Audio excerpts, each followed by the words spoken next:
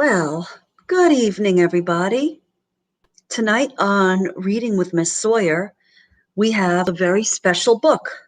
It's titled Pickles to Pittsburgh, the sequel, meaning the next book, the sequel to Cloudy with a Chance of Meatballs, written by the same authors, Judy Barrett and husband Ron Barrett. Who remembers Cloudy with a Chance of Meatballs? Who remembers the characters? That's right. It was Grandpa, Mom, Henry, and his sister. And what happened in the town of Chew and Swallow? Where did the food come from? It came from the sky. Remember, it never rained rain, it never snowed snow. Everything that everybody ate came from the sky. Well, now, if you remember, at the end of Cloudy with a Chance of Meatballs, after all the townspeople left Chew and Swallow, how nobody went back to find out what had happened because they were too afraid. Well, I don't know about you, but it piqued my curiosity as to what happened in the town of Chew and Swallow. So tonight, we're going to read Pickles to Pittsburgh. That's Cloudy with a Chance of Meatballs, Part 2. And we're going to read this book and we're going to see exactly what happened to the town of Chew and Swallow. Here we go. Dear Henry and Kate, a letter from Grandpa. I'm having the best vacation ever, but I don't get much rest. I really wish you were here. Our group travels around in a big blue bus. And somehow it manages to climb up and down the tallest and bumpiest mountains and around some of the biggest plants I've ever seen. We visited many unusual places, met the local people, and even helped them out with some of their chores. I'm taking lots of pictures because this place is just so hard to believe. Can't wait till I see you next Thursday. Love and hugs, Grandpa.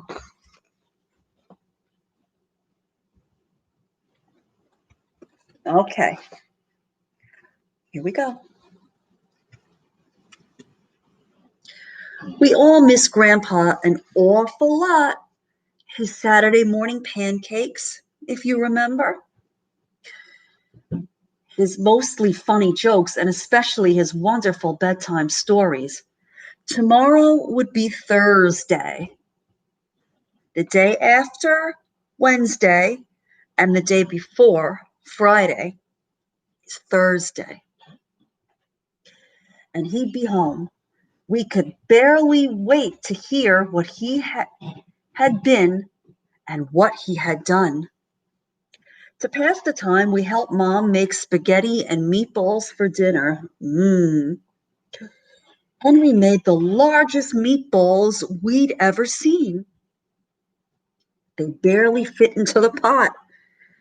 Mom thanked us for helping, but asked that the meatballs be much smaller next time. After we finished eating, Henry and I cleared the table so we can help bake a special Welcome Home Grandpa cake. It was chocolate with strawberry icing and made in the shape of Grandpa's face. Grandpa's got a funny looking face.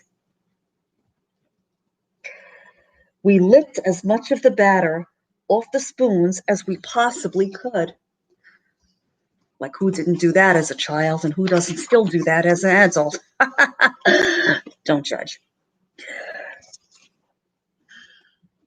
I took Grandpa's postcard upstairs to my room and put it on the little table beside my bed. I kept staring at it and wondering The lamplight made bright a photograph of a wonderful place that seemed somehow familiar. I said good night to it and drifted off into my dreams. Now, let's see. Surrounded by milky blue skies and with Henry as my co-pilot, we carefully steer our airplane through large pools of mist, I'm sorry. From the air, it looks like a gigantic feast. Immense vegetables, salads, and desserts lie beneath as the mountains look like huge loaves of bread. You think they could be in Key and Swallow? Well, let's turn the page and find out.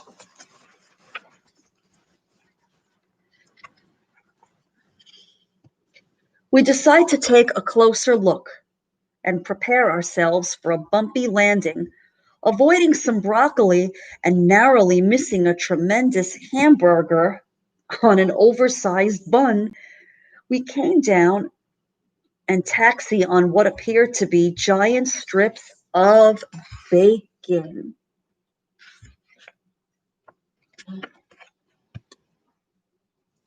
Henry and I step down from the plane and look around in awe. Before us lies a strange but wonderful landscape. We are surrounded by larger-than-life vegetables. Nearby is a lake that smells like breakfast, bordered by leafy jungles of lettuce that resemble a tossed salad. See the lettuce? Those look like red and green peppers to me.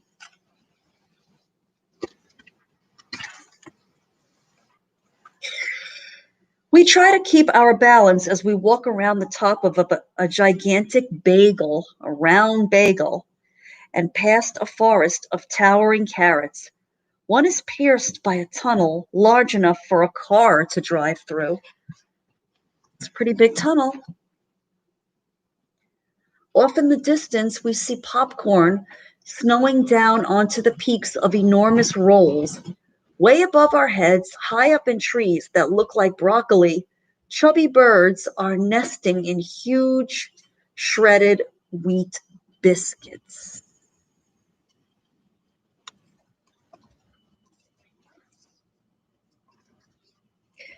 Ahead of us, okay, at the end of a long road, lies what looks like an abandoned town. Eager to know where we are, we start walking towards it. Sweet-smelling rain begins to fall. It collects in hundreds of open containers that are lined up in a field beside the road. Lots of orange puddles are everywhere. Orange juice!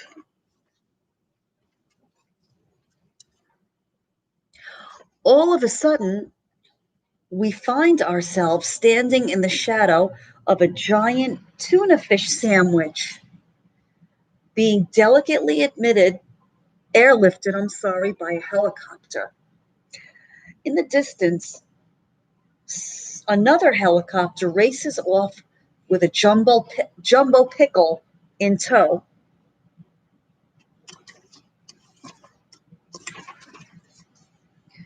When we reach what is left of a town, we see the remnants of a sign welcoming us to a place called, you said it, Chew and Swallow. Somehow I've heard that name before somewhere. We walk through the entire town in amazement.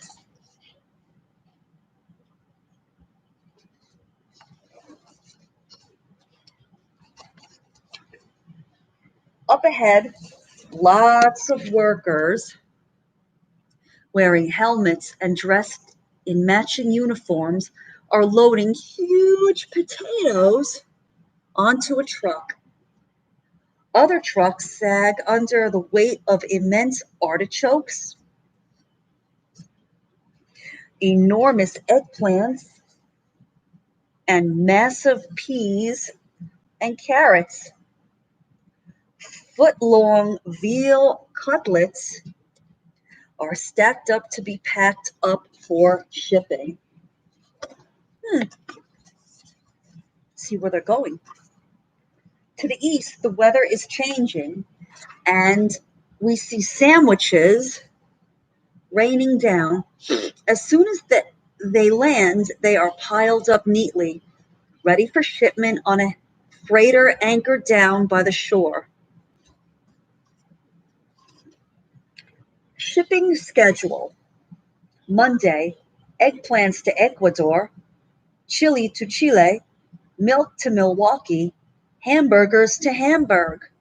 On Tuesday, pickles to Pittsburgh, pears to Paris, artichokes to Argentina, rutabaga to Rwanda,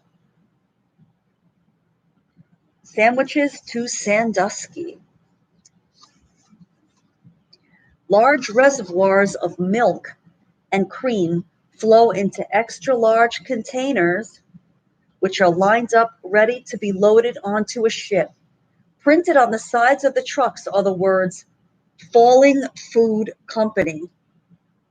Large food for large and small containers, free. One of the workers tells us that Chew and Swallow used to be a very ordinary town, except that instead of weather, food rained down from the sky for breakfast, for lunch, and for dinner.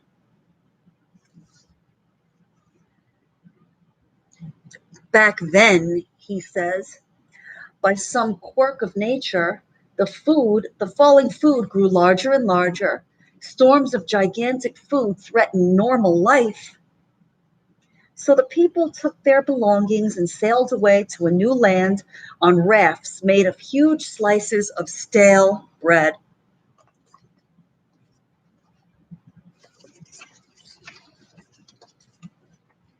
They returned years later to see what had happened to Chew and Swallow. I guess they were brave enough to go back. So they discovered an endless food supply and decided to create the Falling Food Company. Now, daily shipments are made to all parts of the world, from the smallest towns to the largest cities. As soon as the food lands, it is wrapped, boxed, bottled, or packaged and sent out to people all over the world who need it.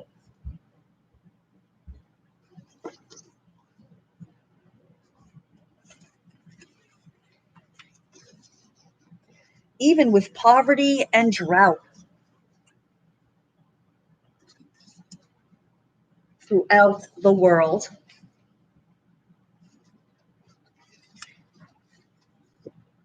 there is always enough food for everyone. Henry and I think this is a great idea. We wish we could stay and work here, but I don't think they hire kids.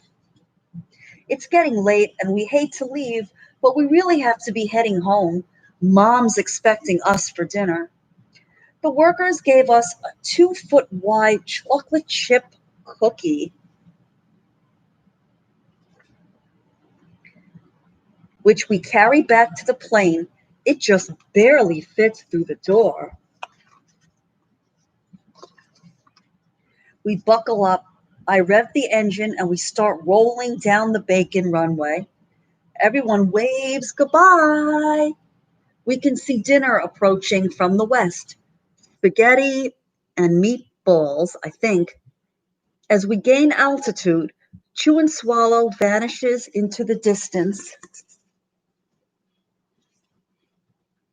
My alarm clock goes off and wakes me with a jolt. It was finally Thursday, and I wanted to get to school fast. The sooner I got there, the sooner I'd get home, and the sooner I would see Grandpa. When we got home, we ran as fast as we could into Grandpa's waiting arms. I brought back something for you, said Grandpa, and he gave each of us a very large box containing a chocolate chip cookie he had gotten on his trip. They were the biggest we had ever seen, almost 2 feet wide. Mom made Grandpa's favorite dinner, chicken and dumplings, and we surprised him with our special welcome home. He chose the slice with the mustache. By the time dinner was done, it was late and Grandpa was tired. When he was all tucked in bed, we knocked on the door to give him an extra good night kiss. Then I told Grandpa the most wonderful tall tale bedtime story he'd ever heard. It began, surrounded by milky blue skies and with Henry as my co-pilot. Grandpa stayed awake till the very end. Then he looked at us with a very funny glint in his eye and said, "Wait till I show you the pictures I took on my trip." And then he drifted off into his own wonderful dreams.